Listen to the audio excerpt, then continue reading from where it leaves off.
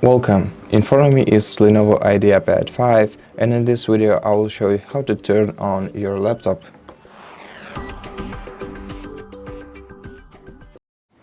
So to turn it on, simply press the power button which is located on the right edge of your PC, like this.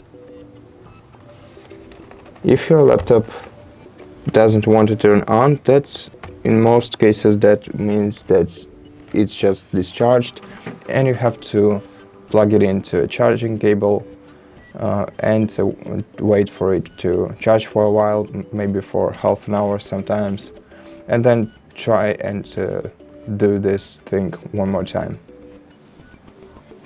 And that's it. Thank you for watching this video. If you liked it, consider subscribing to our channel, leave us a like and a comment below, and I'll see you in the next one.